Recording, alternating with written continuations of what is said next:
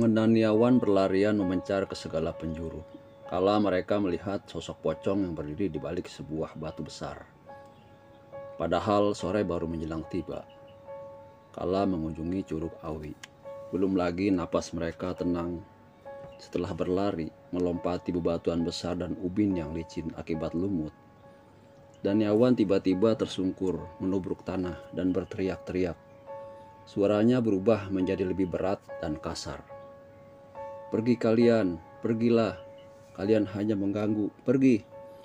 Tak ada yang lebih menyeramkan selain melihat orang yang sedang kerasukan.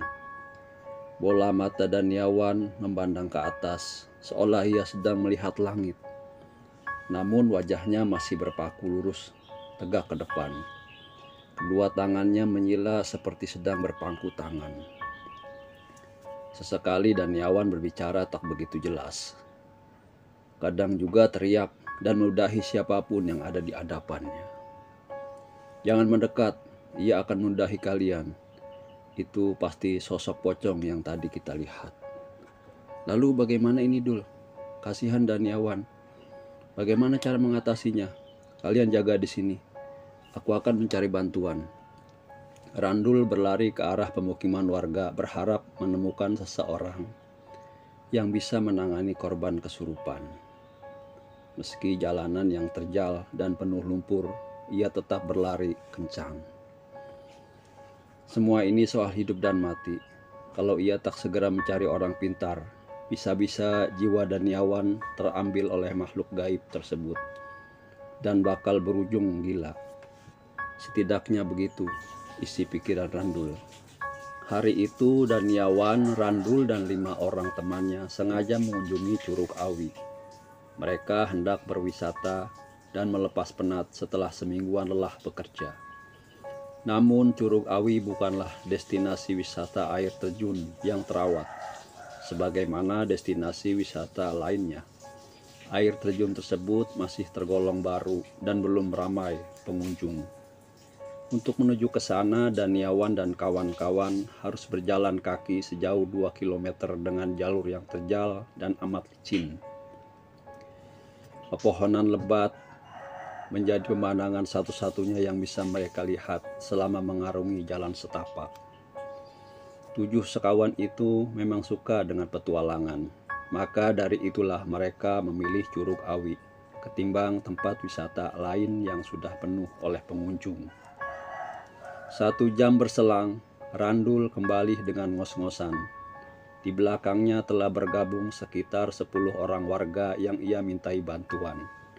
Salah satu di antara kelompok warga di sana adalah seorang dukun yang sudah tahu alam metafisika di sekitar Curug Awi.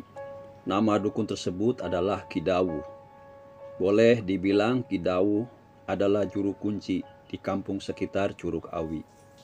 Warga juga sudah percaya dengan kemampuannya. Setelah hampir 2 jam melakukan pertarungan dengan makhluk gaib yang merasuki Daniawan, sekujur tubuh Ki Dawu penuh dengan keringat. Daniawan pun sudah berangsur sadar, meski masih tampak begitu lemas. Mereka tak lagi berada di sekitar air terjun Curug Awi. Dan kini Daniawan, Randul beserta kawan-kawannya telah dievakuasi rumah Ki Dawu. Ke-7 orang tersebut juga telah dimandikan oleh air manta Ki Dawu agar terhindar dari serangan susulan. "Siapakah makhluk gaib itu, Ki? Apakah ia tak akan mengganggu kita lagi?"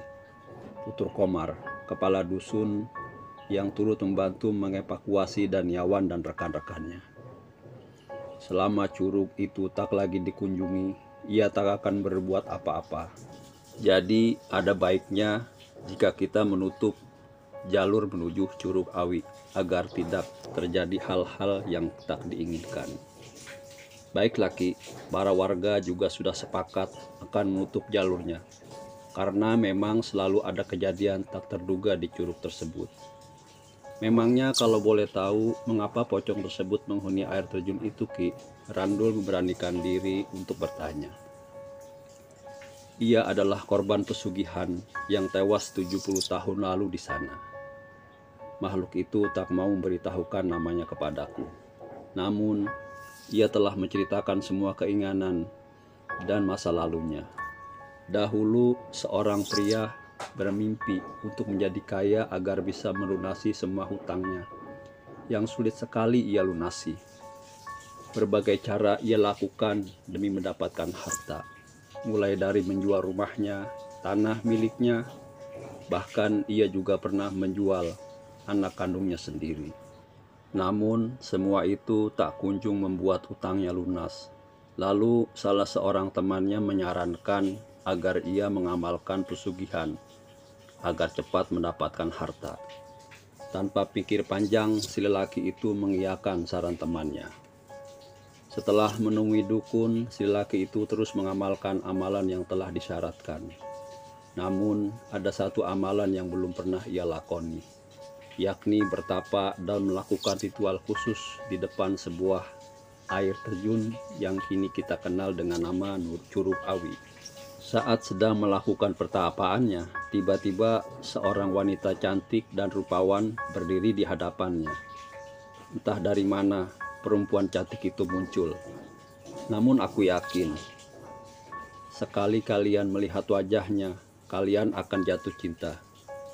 Jika kuperhatikan dari ciri yang disebutkan, aku bisa mengira-ngira bahwa sosok perempuan misterius adalah jelmaan dari Dewi Sri Nangsi, sesosok siluman ular yang menghuni Sungai Sagiri.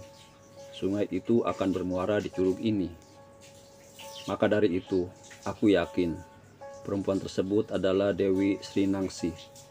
Melihat Paras yang begitu cantik dan menawan, si lelaki tergoda dan membatalkan pertapaannya. Ia justru berjalan mendekati sang siluman dengan endapan nafsu birahi yang sudah bergolak-golak. Si lelaki tak tahu jika sesosok siluman tak akan pernah menyukai manusia. Mereka justru memangsa jiwa manusia. Bisa jadi Dewi Sri Nangsi sengaja menggoda si lelaki agar si lelaki tersebut mau menghampirinya. Lalu kalau sudah dihampiri, Dewi Sri Nangsi akan memakan jiwa si lelaki. Pencurian jiwa ini bahkan bisa merenggut nyawa seseorang. Maka dari itu, aku yakin jelmaan pocong yang kalian lihat adalah pria yang dahulu dibunuh oleh siluman tersebut. Aku tak tahu bagaimana Dewi Sri Nangsi membunuh si lelaki itu. Namun aku punya keyakinan bahwa si lelaki pelaku pesugihan itu terjerembab ke dalam sungai dan mati tenggelam setelah jiwanya terampas oleh sang siluman. Karena itulah dia. Dan aku yakin alasan mengapa arwahnya terus gentayangan di sekitar curug adalah agar tak ada lagi seorang pun yang menjadi korban sang siluman seperti dirinya dahulu kala. Innalillahi wa inna ilaihi raji'un, jawab para warga dan teman-teman Daniawan setelah mendengar kisah tersebut. Ki, mengapa kita tak mengusir siluman itu dan memusnahkan pocong gentayangan itu saja? Silahkan saja, namun aku tak mau ikut campur. Kalian akan sulit berlari dari godaan wajah Dewi Sri Nangsi. Bukannya mengusir, yang ada kalian malah akan kehilangan nyawa. Sekian, terima kasih. Assalamualaikum warahmatullahi wabarakatuh.